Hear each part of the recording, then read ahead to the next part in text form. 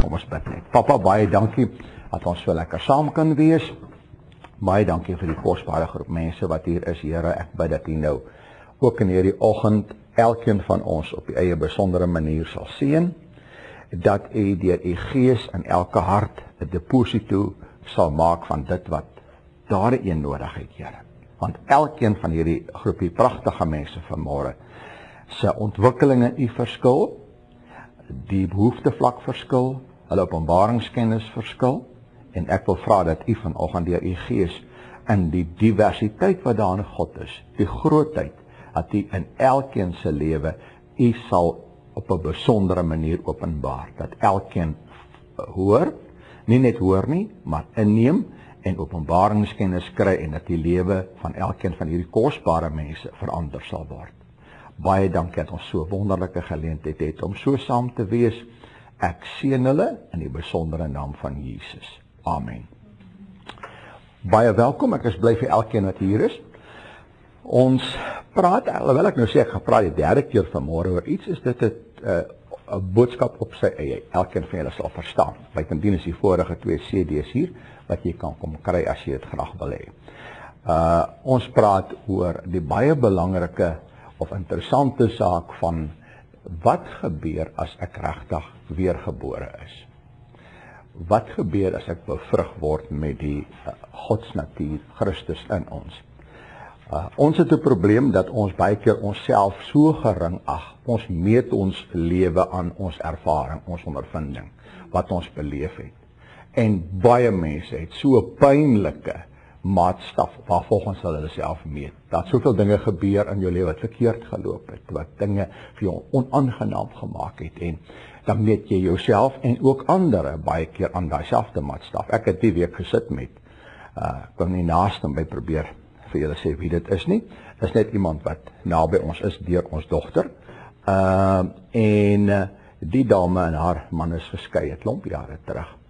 En tot en met hierdie dag kon sy nie met dit deel nie. Sy kon nie die pyn verwerk nie. Inteendeel, sy is een van die wat glo dat almal haar verwerp. En toe ek nou met haar praat en sê, maar jou kinders het jou nie verwerp nie. My kinders het jou nie verwerp nie. Ek dink nie dat jy moet dit in daai lig sien nie. Ek dink jy moet net dat daar 'n realisme terugkom in jou lewe. En dis 'n dame met 'n hoë pos, met 'n groot pos in Johannesburg. 'n Bekwame vrou, maar sy is heeltemal net, sy is die sondebok, sy is die verworpene, en sy is die een wat benadeel is, en sy is die een wat die lydende een is.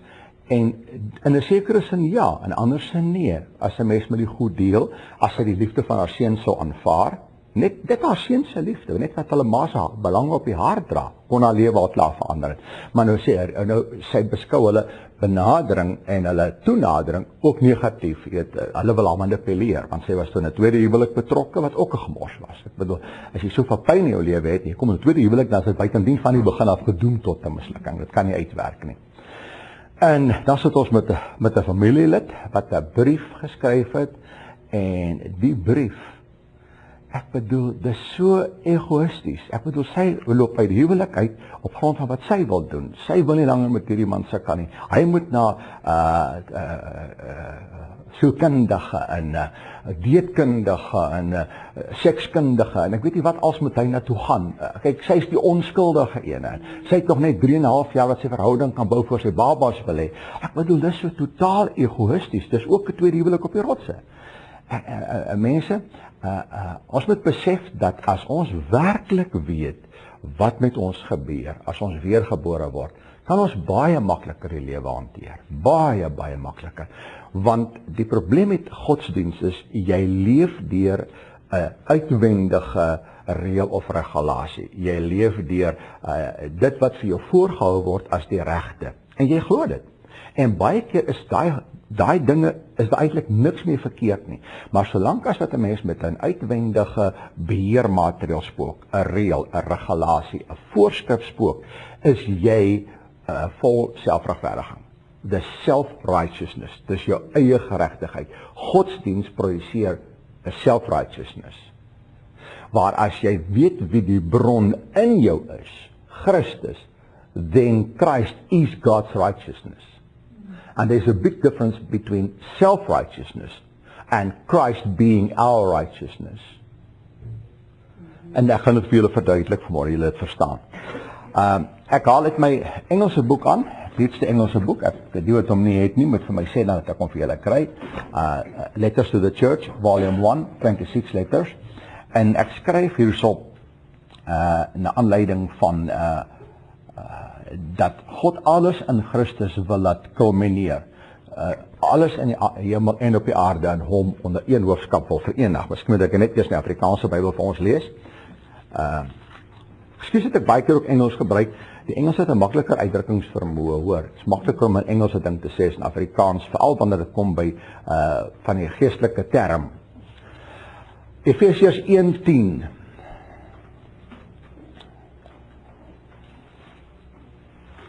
Ons gaan kyk, ons gaan nou weer terugkom na Efesiërs toe. Kyk hoe ver kom ons vanmôre. Ek jaag nie deur die goed nie. Ek wil graag hê dat julle moet verstaan. In die nuwe termyn as ons terugkom, gaan ons oor baie spesifieke areas praat waarin mense byvoorbeeld verlossing of 'n aanraking van die Here nodig het. Daar's mense wat worstel met 'n vrees vir die dood, wat bang is. Daar's mense wat worstel met vrees self, wat vrees is. Daar's mense wat worstel met ongeloof, bitterheid en ander goede.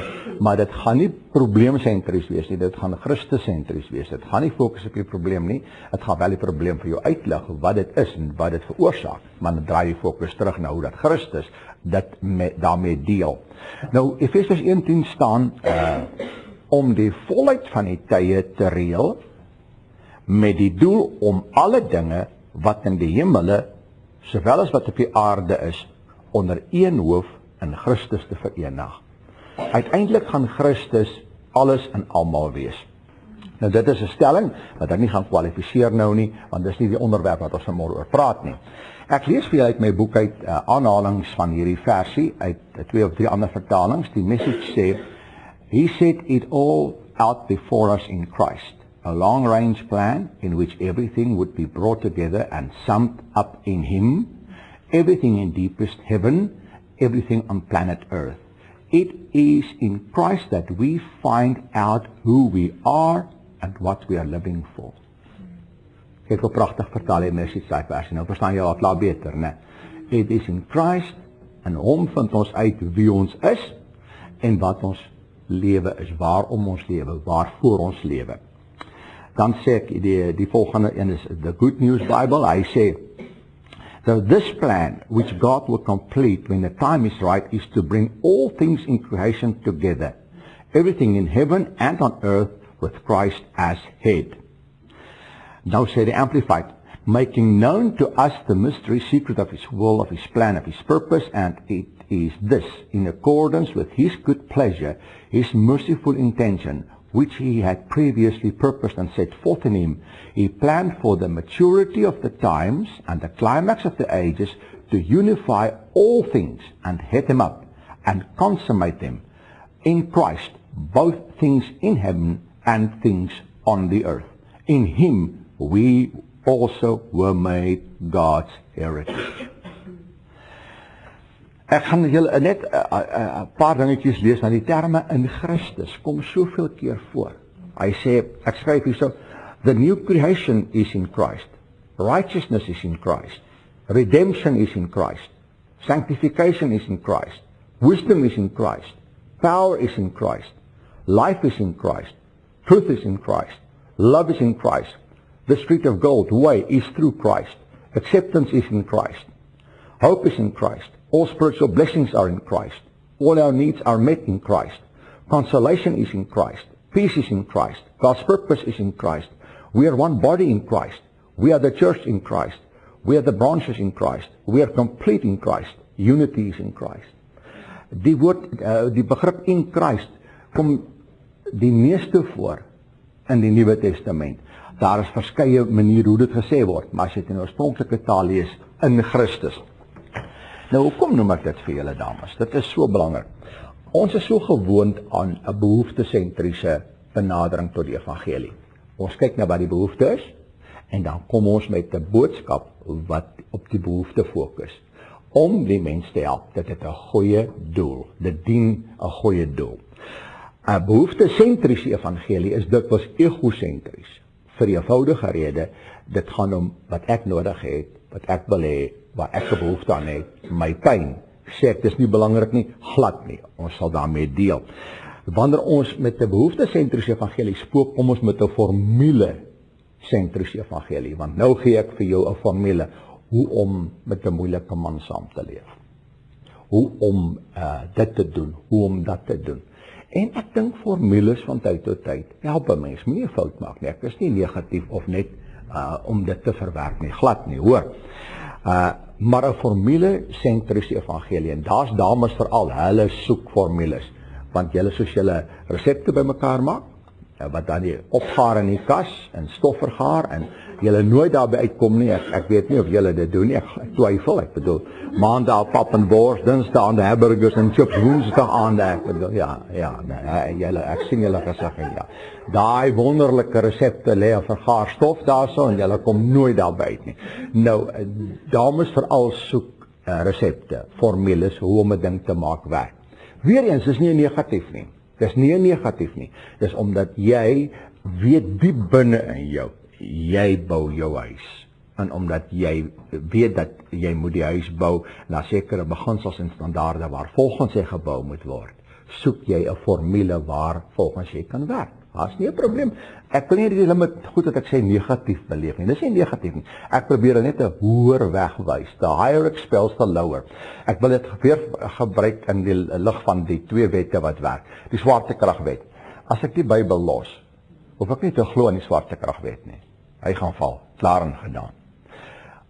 Daar's 'n wet wat hoër is of sterker is as die swaartekragwet. Die aerodinamiese wet. 'n Vliegtuig of een of ander ding wat op 'n sekere manier gebou is, kan deur fors en spoed en 'n sekere aantal dinge wat meewerk om die aerodinamika te laat werk, kan dit uiteindelik die swaartekragwet oorskry en in die lug gaan opstyg. Loop een van daai goed verkeerd, dan weet ons dan val hy vliegtuig. Hy kan net solank hy funksioneer volgens die aerodinamiese wetenskap, kan hy vlieg. As daar 'n probleem kom, gaan hy val, want dan neem die swaartekragwet weer oor. En baie keer in ons Christelike lewe, begin ons funksioneer volgens die aerodinamiese dinamika van Christus in ons. En ons begin styg, en dan skielik let ons op die omstandighede. Dan begin ons let op dinge wat nie noodsaaklik is nie. En wat gebeur? Daai vliegtuig val. Dan moet jy weer van vooraf begin. Dit al met soveel mense gebeur, hoor. En daarom is daar die uitdrukking, ek dink John Maxwell het gesê, your attitude determines your altitude, ja. Dis so 'n belangrike sê ding daar, hoor. OK, en nou, wat ek hier met julle dus doen, is ek probeer vir julle 'n beginsel gee, wat hoër is, the higher expels the lower, het oorlede pastoor P.D. Leroux gesê. Daarom bedien ons 'n Christus-sentriese evangelie.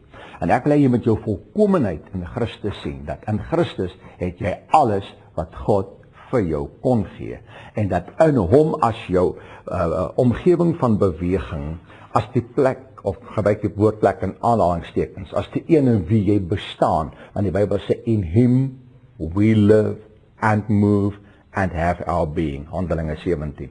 In him we live and move and have our being.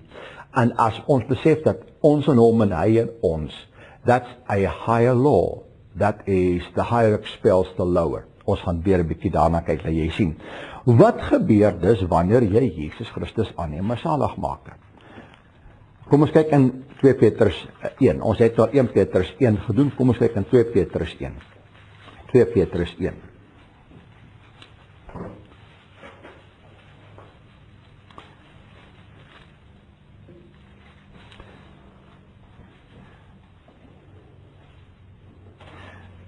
Ek wil sommer vir ons vanaf vers 2 lees, dat ons sommer soos terwyl ons lees praat.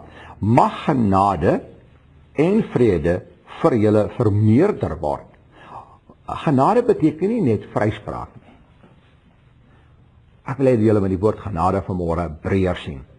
Die woord genade beteken die vermoë om te doen en te leef soos God wil hê ek moet doen en leef. Ek wil dit weer sê. Genade beteken die vermoë om te doen en te leef soos God wil hê ek moet doen en leef. Ek gaan die Griekse woord vir gebod vir julle gee, wat Jesus sê, dis my gebod dat julle mekaar moet lief hê. Dis die woord entalme, E-N-T-A-L-M-E,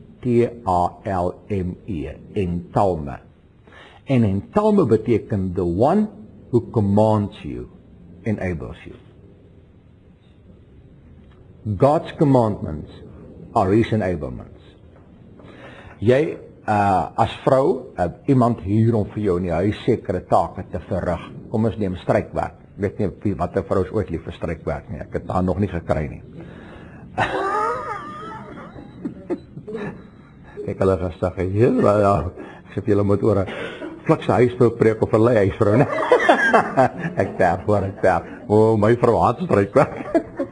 In elk geval, nou hier jy iemand om vir jou strykwerk te doen. Wie stel die persoon in staat om die strykwerk te doen? Jy. Jy die strykplank, jy die yster en jy die krag. Verstaan jy? Jy sê vir haar, Maria, stryk hierdie bondel wasgoed. Wie stel Maria in staat om die bondel wasgoed te stryk? Jy. Jou gebod bevat jou bekwaamheid. Maak dit sin, verstaan julle? En dis presies hoe dit met God werk. Kyk, in die Ou Testament sit ons met 'n voorskrif van buite. Ons sit met 'n opdrag, moenie dit, moenie dat, as jy dit, sal dat. Ek bedoel, ons het voortdurend in die Ou Testament is daar die ontsettende moets en moenies en mag en mag nies. Nuwe Testament werk ons nie volgens 'n uitwendige beheer, reël vir Galasië nie. Ons leef deur die dinamika van die inwonende Christus. As die ding in jou hart ontplof, dan begin jy op 'n hele ander manier leef. Kom ons lees nou weer. Mag genade en vrede vir julle vermeerder word. Kan julle die groeiproses in die woord vermeerder sien? Dit is 'n belangrike ding. Ek sit en luister na Dion verlede week. En ek sê, Here, iemand het dit so mooi gesê. Iemand het vir hom gesê, hy wil kyk of die appel, hoe ver val die appel van die boom. Nou Dion het by ons, eindelijk net by ons in die huis gebly met hulle dogtertjie vir 3,5 jaar terwyl hy vir my gewerk het. Hulle albei vir my gewerk. Gawie en Rel ook op stadium vir my gewerk. Groot personeel gehad, nog baie ander mense ook.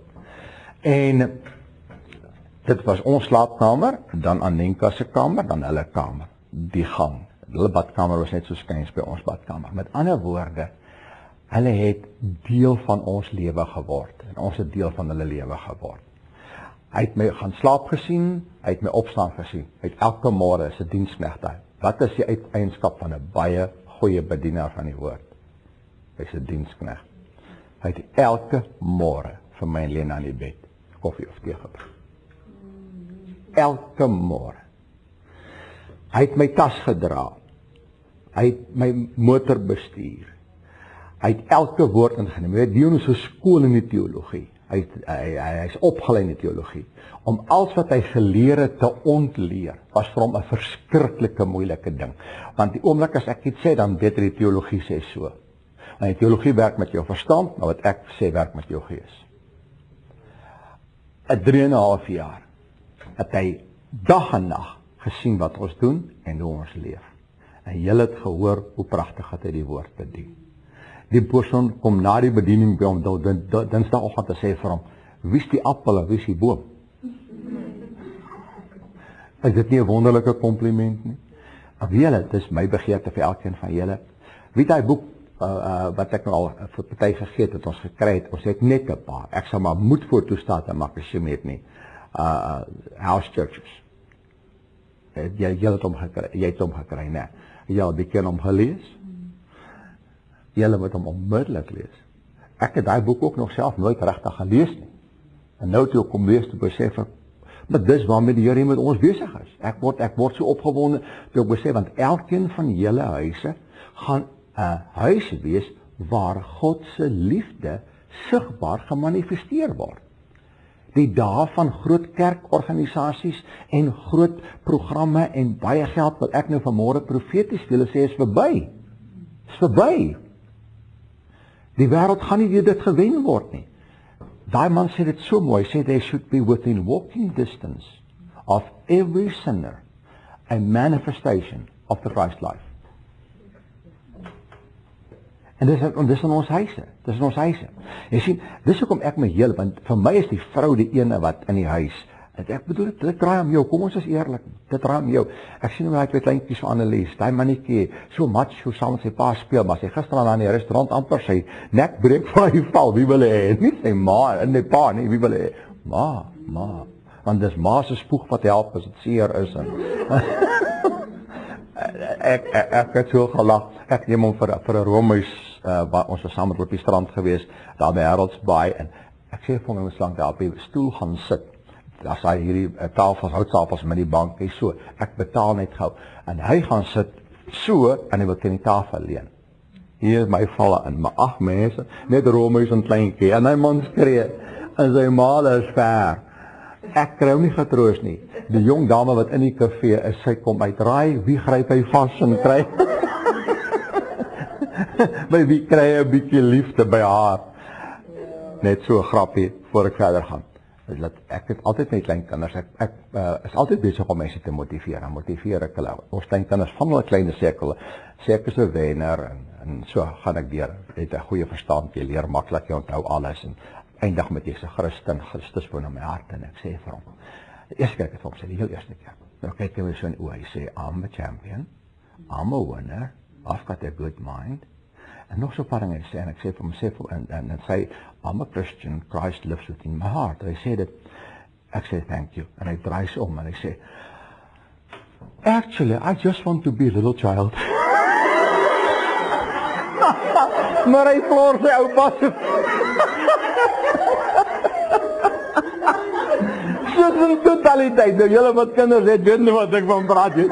Actually, hy hoop in die woord actually verskriklik baie, hy sê, actually, I just want to be a little child. Hy wil nie iemand hy vreeslike goed wees nie. Ek het het so geniet. Nou, wat sê Peter hier vir ons, daar is 'n groeiproses van genade en vrede. Jy moet vandag meer in die genade van die Here wandel en vrede as gister. 'n Groeiproses. Maar genade en vrede vir julle vermeerder. Nou gee hy vir ons hoe dit vermeerder. Deur die kennis van God en Jesus Christus, ons Here. Hoe vermeerder of groei ek in genade en vrede? Deur hom beter te leer ken. Kan ons dit sien? Dis deur daai verhouding, dis deur daai intimiteit. As jy met hom wandel, as jy met hom gemeenskap het, dan vermeerder genade en vermeerder vrede. Want genade gee jou die vermoë om in vrede met mense te leef. Genade gee jou die vermoë om in vrede met jou omstandighede te leef. Genade gee jou die vermoë om in vrede met jouself te leef. Kan julle sien, eintlik, hoe iemand ooit kan sê, die Bybel is nie geïnspireerd nie, kan ek nie verstaan nie. Laat dit maar net 'n boek is, dis nie maar net 'n boek nie. As jy hom so lees en jy besef, hoe dat die Heilige Gees mense geïnspireer het om die Bybel te skryf, en as jy hom die Gees aanbied en lees, dan maak dit soveel sin vir 'n mens uit. Nou sê Petrus, hy sê, immers, sy goddelike krag het ons alles geskenk. Ek neem die woord alles saam, hy sê bietjie alles. Alles geskenk wat tot die lewe en godsvrug dien. Dit is nie iets wat van buite af kom nie, jy het dit klaar ontvang. Ons gaan nou kyk, in wie het ons dit ontvang. En weer eens, deur die kennis van hom wat ons geroep het deur sy heerlikheid en deeg. Ons het nou in 2 versies dat die kennis van Christus, 'n wandel met God, vermeerder vir ons of bring vir ons openbaring en gee heerlikheid. Die probleem met godsdienst is, jy word geskool in 'n denkrigting, 'n oortuiging of een of ander metode, maar 'n verhouding met Christus is 'n baie onseker situasie. In die sin van die woord is elke dag nuut en vars. Elke dag as jy op die Here wag, is dit 'n nuwe en vars ervaring of situasie. Dis nie een keer dieselfde nie. As ek nou vir julle moet sê dat ek nou vanmôre op die Here wag vir vanoggend, ek kan baie goed sê, ek bedoel is maklik. Baie goed sê.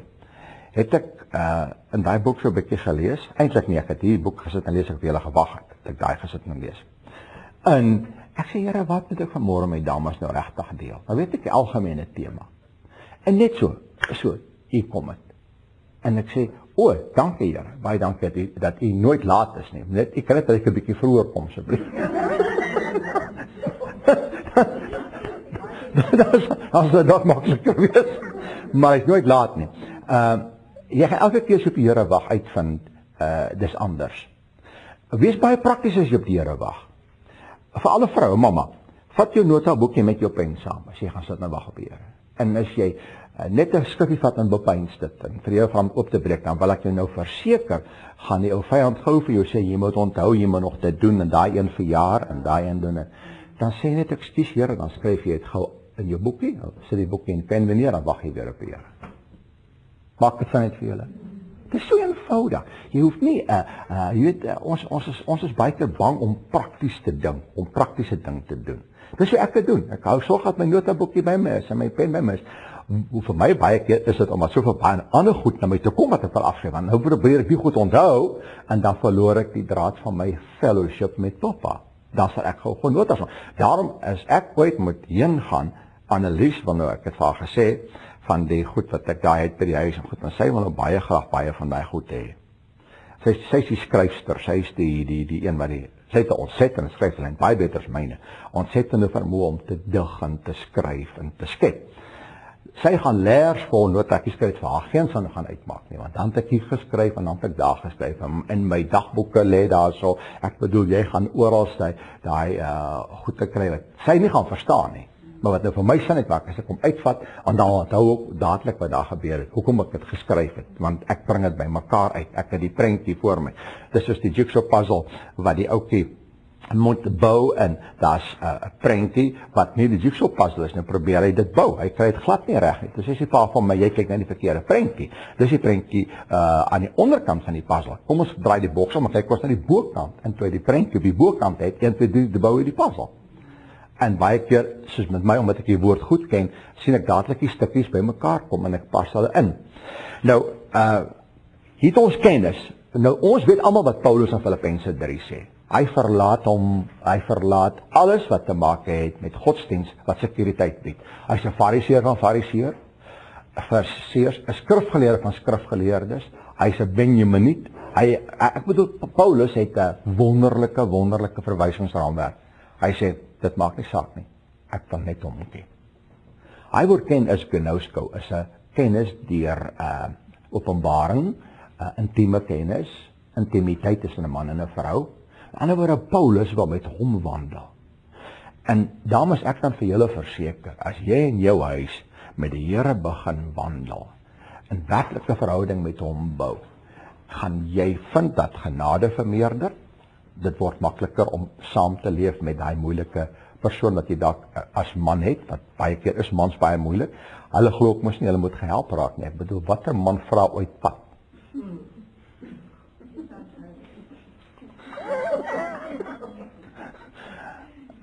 Wie van julle het al daai woorde gehoor, ek sal regkom. Ek sal die pad kry. Lyk my ek is alleen.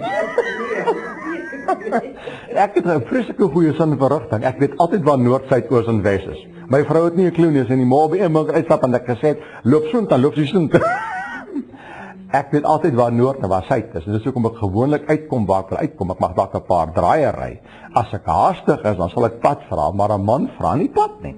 Wie van julle weet as 'n vrou 'n huweliksprobleem het en sy vra vir die man, kom ons gaan vir hulp, dan sê hy as jy hulp nodig het, gaan vra dit. Is jammer dat man so is, baie jammer. Hulle kan baie moeilikheid uitskakel. Soos 'n vrou eendag vir 'n man in 'n lesing gesê, toe objekteer hy sê, you're coming down on us as gentlemen, jy slag ons, want jy kom net vir die vrou op. Dis sê nee, jy verstaan my heeltemal verkeerd. Hy sê, het julle nie mekaar gekoop? Ja, sê hy het hulle nie mekaar gekoop. Baie, sê het jy die handleiding gevat en hom bestudeer wat se petrol moet jy aangooi en wat hoe werk die radio en hoe werk dit en al ja sê ja, hy sê nee, doen dit. Sy sê nou, wil jy nie weet hoe jou vrou se kop werk nie? Hy sê hy het nie daaraan so gedink nie. Jy sien, kennis gee mag. Kennis gee mag, moenie 'n fout maak nie. En om hom te ken en met hom te wandel, gaan vir jou genade vermeerder om in jou huis met groter vrede te leef. En dit gaan ook vir jou weet dat jy krag ontvang, immer sy goddelike krag, nie 'n natuurlike aanwending van selfdissipline, en dis belangrik, as jy fout mee nie, selfenergie nie, en dis ook belangrik, maar jy gaan in jou huis deur goddelike krag lewe. Bonatuurlike krag. Dit gaan jou anders maak, dit gaan jou woordkeuses anders maak, dit gaan jou lyfstaal anders maak, dit gaan jou handelswyse anders maak as jy deur bonatuurlike krag lewe. Ek dink ons is met die praktiese nou besig van die vorige keer se meer profetiese woord, dat ons dit kan sien hoe dit werk. Nou gaan Petrus aan en hy sê, wat ons geroep het deur sy heerlikheid en deeg, ons sal nou miskien daarna kyk, of ons sal dalk net daarby kom, vanmôre maak nie saak nie. Nou baie belangrik, waardeur hy ons die grootste en kosbare beloftes geskenk het, sodat julle daardeur deelgenote kan word van die goddelike natuur. Wow. Deelgenote kan word van die goddelike natuur. Wat gebeur as 'n mens weer gebore word? Jy word deelgenoot van die goddelike natuur. Dit is nie net 'n opinie of 'n mening of 'n geloofsverandering nie. Ons ken almal uitdrukking, ek het van kerk verander. Ek het van oortuiging verander. Ek het van geloof verander. En baie van ons het dit gedoen, en baie van julle het dit gedoen. En net 'n rukkie in jou nuwe rigting, jou nuwe denkrigting, dan vind jy maar weer, dit gaan maar rof, dit gaan maar moeilik. En daarom het party mense al 'n paar keer van geloof verander. Ander bly maar in die tradisionele denke waarin hulle groot geword het. En dit bied nie vervulling nie, want mense word nie die basiese dinamika geleer van die weergeboorte, dat jy word 'n deelgenoot van die goddelike natuur nie. Jy word bevrug met God se heerlikheid, bevrug met God se saad. In jou gees gebeur iets. Jy ontvang God se beliggaaming van sy heerlikheid in 'n persoon, Jesus Christus. Kom ons kyk na Hebreërs 3:14. Hebreërs 3:14.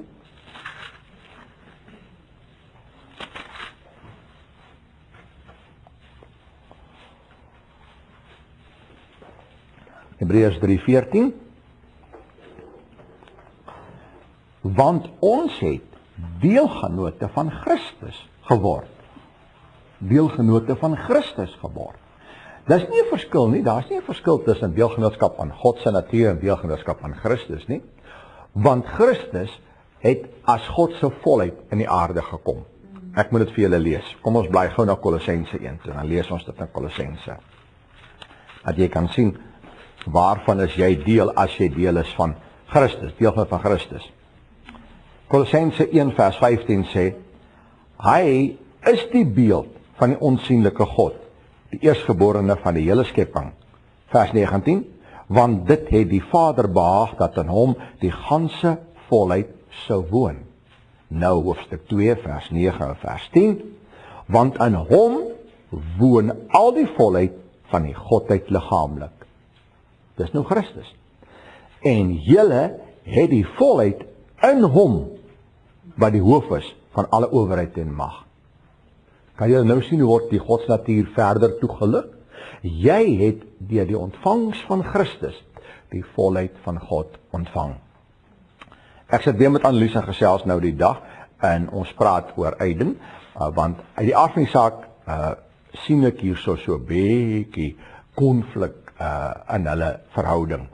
Andre is die ontsettende sportpersoonlikheid. Ek bedoel hy's 'n geniale sportpersoon. Hy het vir American Eagles 14 toetse gespeel, Suid-Afrika top rugby gespeel, top atleet alles.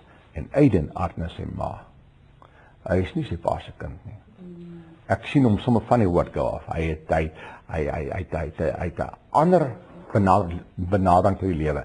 Marco so groot was soos hy, het ek die eerste knieoperasie gehad en my been was baie seer. Dan het ek so bietjie met Marco gespeel en dan kan ek nie, dan speel ons in die gang met die rugbybal. Marco het van sy oë opmaak, hy kon eintlik bal eers sê voor die pa of ma kon sê. Dan speel ons in die gang, dan sê ek my bene seer en sê, jou bid oupa, jou bid. Jesus maak oupa been gesond, speel oupa, speel. Aiden, 'n bal interesseer hom glad nie. Gee hom 'n karretjie, gee hom 'n trok, gee hom 'n groot masjien of sy treine. Hy is dood oor sy treine. Kyk, hy speel met hulle vir ure aan mekaar. Dis baie duidelik dat sy belangstelling glad nie bal of sport op die oomblik is nie. Dit mag dalk verander. Nou sê ek van Annelies, jy moet onthou dat jy soos daai klein dogtertjie van jou daar gelê het nie ek of jou mamma geweet wat die talent in jou is nie. Die potensiaal. Dit sê maar ons al drie ons dogters het julle in, almal. Jy het daar babatjie gelê, het niemand geweet van die potensiaal in jou nie. Niemand nie. Soos jy ontwikkel het, groot geword het daai kunsinnigheid na vore gekom. Daai verstommende vermoë, ek wou so graag dan met vanmôre kom, maar dit sal vandag met Andrei se ma, die verdeling tussen die gesin is bietjie moeilik. Dat sy dit vir julle kon 'n paar woorde gewissel het. Sy kan wonderlik sing, sy het die mooiste sangstem. Daar's nie 'n musiekinstrument wat sy nie kan speel nie. Maak nie saak wat jy vir haar gee nie. Sy kan skilder, sy kan dig. Sy het hier met 'n outeniek behoor opstel geskryf in die skool wat die onderwyser vir haar 100% gegee het en gesê het ek verstaan nie 'n woord wat jy geskryf het nie. So diepte is daarin. So kan sy haarself in woorde uitdruk. Ek sê dit was als daar gewees toe jy daar gelê het en jy 'n klein babytjie was, maar dit moes ontwikkel. En ek sê Aiden is dieselfde. Soos hy groter word, sê jy sien wat in hom ontwikkel. Soos Christus in julle. Julle hoor nie. God het sy volle potensiaal in jou geplaas. Immers sy goddelike krag het ons alles geskenk wat tot die lewe en die godsvrug dien. Het kom nie van buite nie, dit is reeds in jou. Want dis beliggaam in Christus en Christus is in jou. Kom ons kyk na 2 Korinte 13 vers 5. 2 Korinte 13 vers 5. 2 Korinte 13 vers 5.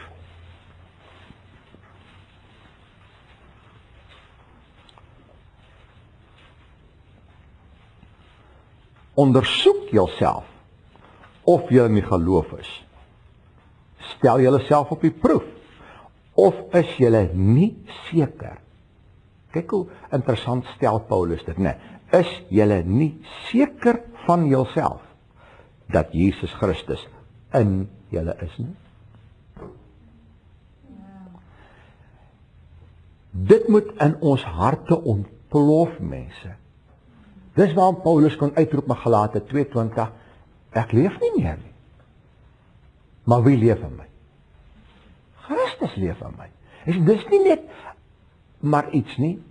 Die oomblik as dit in jou gees ontplof, die lewe wat ek nou leef ek deur die geloof, en daai woordjie in die oorspronklike taal is 'n so beter vertaal gewees het Galate 2:20 van die seun van God. Dis nie eers my eie geloof nie, dis sy geloof.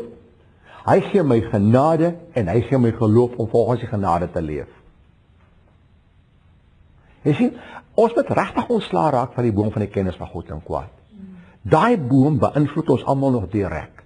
En ons dink ons kan God se guns wen of God se arm draai of een of ander voordeel trek uit dit wat ek doen. Godsdienst werk by wyse van die voorskrif van die boom van die kennis van goed en kwaad. Maar die wortel bedien al die tyd dood. Want die boom het goeie en slegte vrugte. Dis nie net sleg nie. 'n Dame sê gister vir my, haar suster hulle bly in Australië. Nou hulle self Christen, die mense, pragtige mense. Sy amptenaar in die bank. Sy sê vir my dat in Australië, nou dit ons vriende wat daar bly ook vir ons gesê, is daar nie soos in Suid-Afrika 'n mengelmoes heiden gelowiges, Christene nie. In Australië is jy of 'n Christen of 'n totale heiden.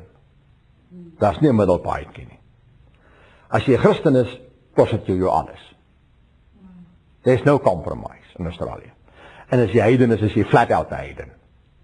Maar jy sê 'n interessante ding, Phoebe, dat baie van daai dan heidene of dan goddeloses, ateïste, is baie goeie mense.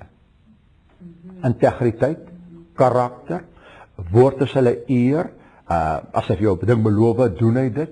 Sy sê, dit het al verstom om dit te sien. So moenie dink dat goed het net te maak met godsdienst nie. Goed het te maak met karakter ook en met 'n mens se persoonlikheid baie keer. Maar goed is nie dit wat God behaag nie. God word net tevrede gestel deur sy seun in jou en my. Want sy geloof is nie in jou en my nie, sy geloof is in sy seun in jou en my. Dit laat my ontspan. Ek hoef nie te worry nie. In die sin van die woord, I can let go and let God be God.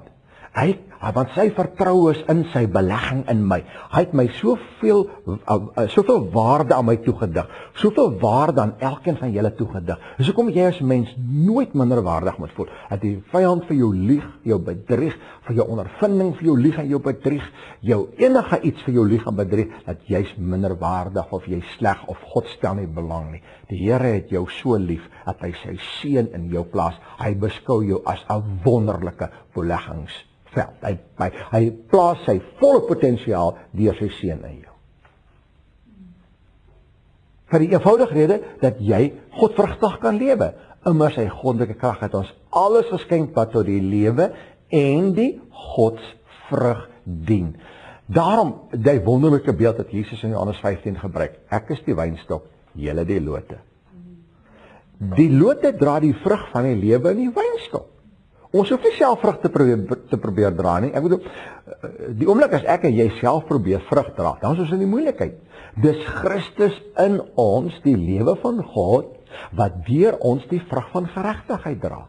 Deur ons die vrug van vrede dra, vriendelikheid, lankmoedigheid, blydskap. Die vrug is aan die lote, maar die vrug is die manifestasie van die lewe van die wynstok. Dis waarom Jesus sê, Johannes 14 sê, ek is die weg, die waarheid en die lewe. 1 Johannes 5 vers 11 en 12, hy wie die seun het, het die lewe. Ek het gekom dat julle lewe en oorvloed van lewe kan hê. Johannes 10:10. Kom ons kyk weer Kolossense 3 net gou vir hierso. Kolossense 3.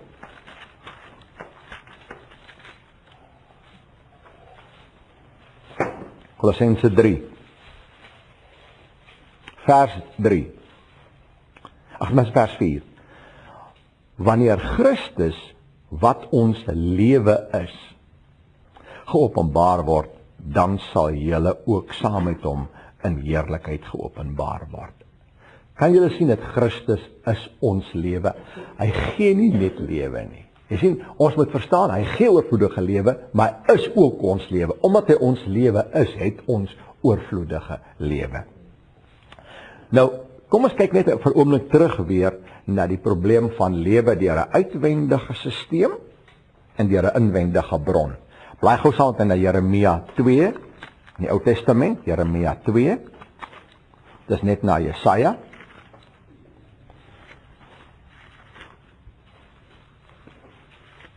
Jeremia 2.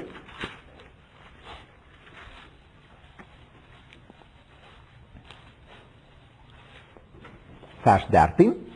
Vers 13. Jeremia 2 vers 13. Want my volk het twee verkeerde dinge gedoen. My, die fontein van lewende water, het hulle verlaat om van hulle reënbakke uit te kap, gebarste reënbakke wat geen water hou nie. Jeremia 17:13, selfde min of meer, maar kom ons kyk hom ook net. Jeremia 17:13.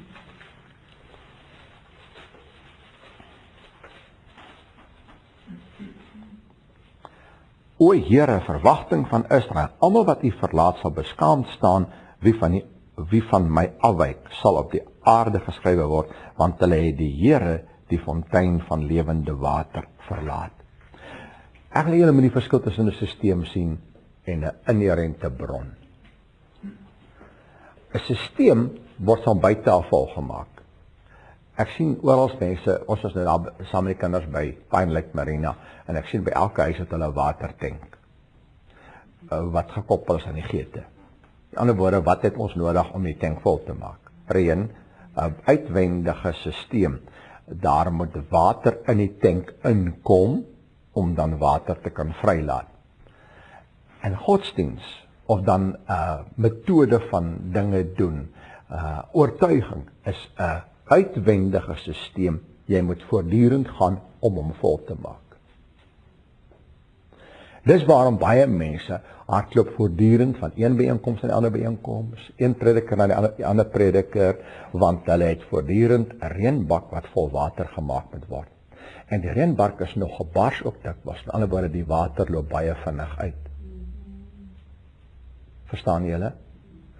As ek kyk negatief in godsdienst, nie glad geheel aan nie, maar godsdienst het die vermoë om vir jou 'n uitwendige vorm voor te skryf, waarin jou vertroue subtiel gevestig word. As ek dit doen, dan doen God dat. Maar ek wil hê jy moet leer dat jy het 'n bron wat in jou woon. My, die fontein van lewende water, het hulle verlaat. Kom ons kyk gaan Johannes 4. Jesus se gesprek met daai vrou by die put van Samaria. Johannes 4. Johannes 4.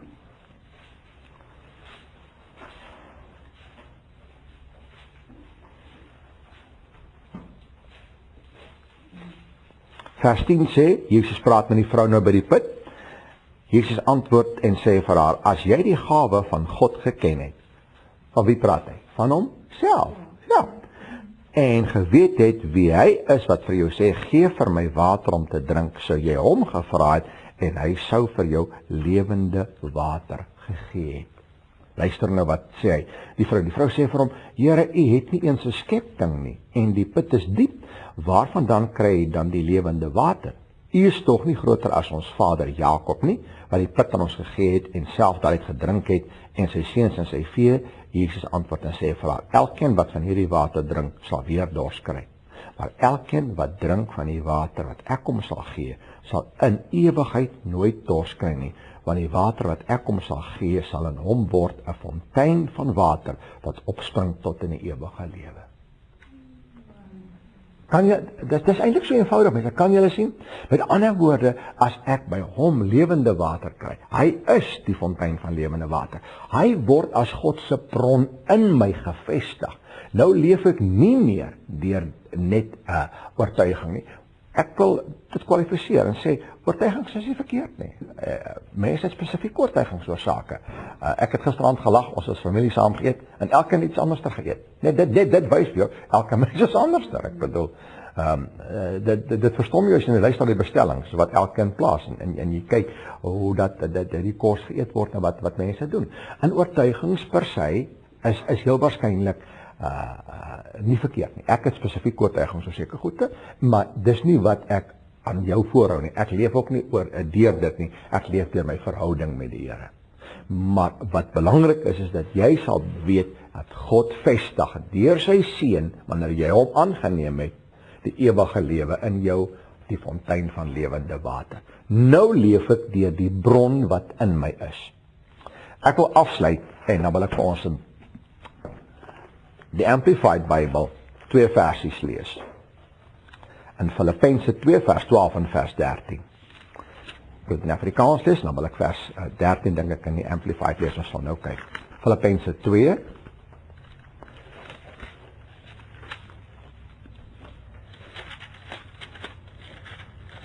vers 12 en vers 13. Hy sê vir vers 12,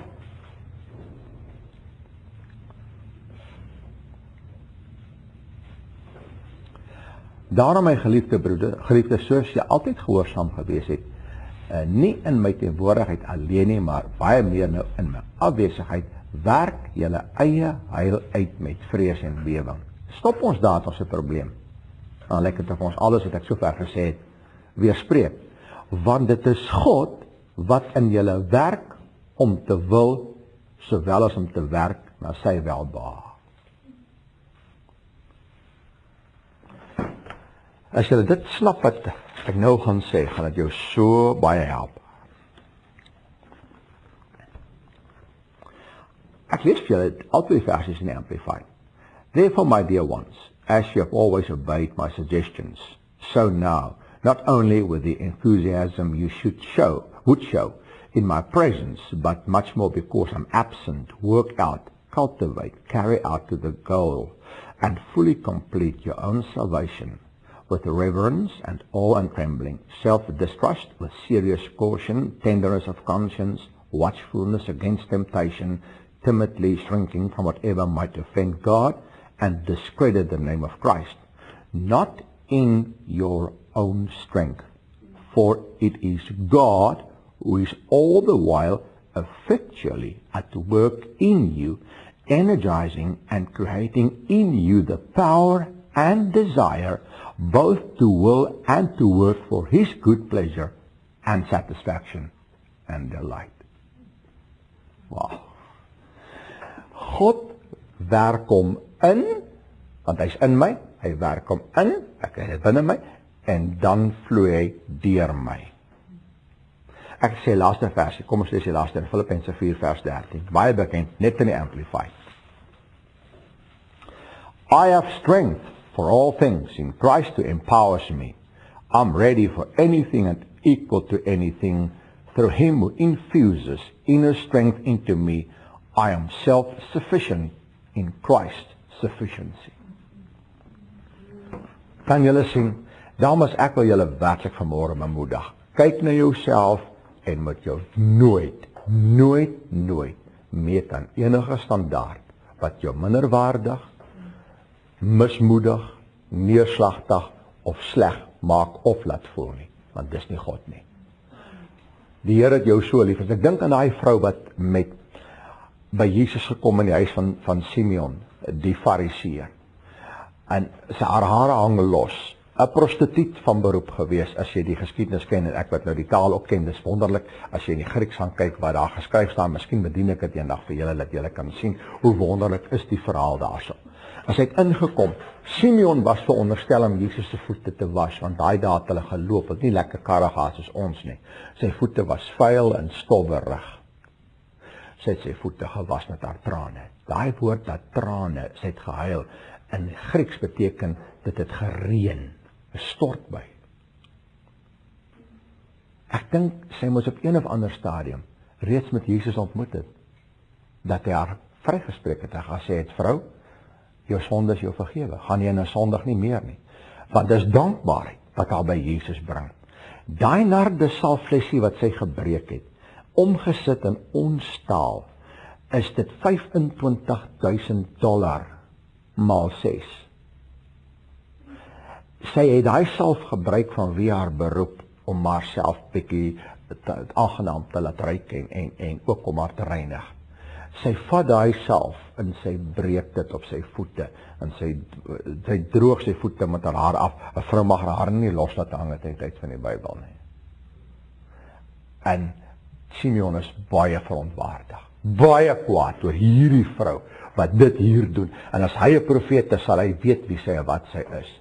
En dis waar Jesus sê, die een wat baie voorvergewe is en die een wat min voorvergewe is. Wie gaan die dankbaarste wees? Die een vir wie baie vergewe is. Daarom is ek wil julle vanmôre bemoedig. Maak nie saak of dit by jou baie of min is nie. Hy het jou lief. En as sou jy die enigste een gewees het, sou hy steeds sy lewe vir jou gegee het. Moet nooit dat iemand jou anders beïnvloed of iets vir jou sê wat daai waarde wat God op jou plaas aantas of dit probeer weggooi nie. En toe plaas hy sy seun in jou met die weergeboorte en jy is daai een in wie hy sy belegging gemaak het van lewe sodat jy vir hom 'n rendement kan gee. Hy het een seun gehad, 'n volwassene woord seun. Hy wil baie hê wat soos die een is. Daarom plaas hy hom in jou sodat jy deel kan word van die baie wat is soos die een wie sy lewe vir ons gegee het. Het ons die woord gehoor vanmôre? Ek weet dit is diep geweest, maar ek glo dat julle gehelp, né? Kom ons raak net so 'n bietjie rustig voor die Here. Halleluja. Halleluja. Halleluja. Halleluja. Ons sê dankie, Papa. Baie dankie dat U soveel bemoeienis met ons maak. Dankie dat U deur U openbaring van Uself in Christus Jesus aan ons 'n bewys gegee het van U groot en omvangryke, onveranderlike, ewige liefde waarmee ons liefhet. Dankie dat ons vanmôre nie U vaderhart en U liefde meet aan aardse standaarde of deur die sisteme van mense of die waarde wat mense plaas daarop nie. Maar ons kan vanmôre deur U Gees inkyk in die vaderhart. Want dit wat in ons opgekom het en dit wat ons gedink het, kan nie kom by dit wat die Gees ons aangaande U wil openbaar nie. En dankie dat hierdie dames vanmôre uit hierdie plek gaan uitstap met daai wete. Groter is Hy wie in my is, dan hy wie in die wêreld is. En dat U in saadvorm, in Christus in hulle, U volheid en die volle potensiaal geplaas het. En dat daar 'n groeiproses is, soos hulle met U wandel, U beter leer ken, is daar 'n groter word van die Christus dinamika in hulle. Dis wat Paulus sê, ek is vir julle in barensnood totdat Christus in julle 'n gestalte verkry. Ek sê, dankie Papa, Christus is besig om in elkeen van hierdie dames 'n volle gestalte te verkry. Hy word meer, hulle word minder. In hulle huise, in hulle verhoudings met hulle geliefdes, is daar 'n duidelike manifestasie van die inwonende Christus. En ons sê vir U, baie dankie. Papa, ek seën hulle, ek bid vir hulle situasies in hulle huise. Daar is miskien van hulle wat vanmôre gekom het en wat 'n spesifieke behoefte het. En soos ek gesê het, Here, wanneer ons met U in verhouding kom en wandel en deur die krag van inwonende Christus leef, wil U verseker behoeftes aanspreek. As ek dink wat ek nou net genoem het van die vrou wat by U gekom het, Here, en die voete met haar trane nat gemaak het en met haar hare afgedroog het en die nardesalf wat sy gebruik het om U te salf, Here, baie, baie dankie dat daar is van hulle vanmôre hier wat, Here, 'n behoefte het, nie soortgelyk glo ek nie, maar 'n behoefte het wat net begeer dat U ook daardie liefdesaanraking sal gee. En ek bid dat U nou elkeen aanraak, Here, wat dan die spesifieke behoefte sal wees, dat hulle vanuit hulle gees voel, hier kom 'n aanraking van die Here na my siel toe, 'n verkoeking van my siel. En ons sê vir U dankie in Jesus naam. Amen. Amen.